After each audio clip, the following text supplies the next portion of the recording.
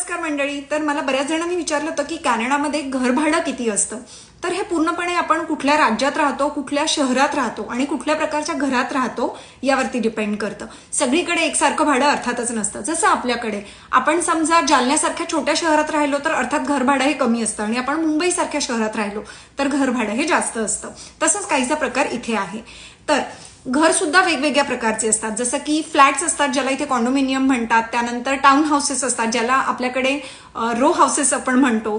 त्यामध्येही वेगवेगळे प्रकार असतात. सेमी डिटॅच, डिटॅच, त्यानंतर इंडिपेंडंट बंगलोज. तर आपण कुठल्या घरात राहतो, त्या घराचा एरिया किती आहे, किती बेडरूम्स आहेत, युटिलिटी काय काय आहे, या सगळ्यावरती घर भाडं हे डिपेंड करतं.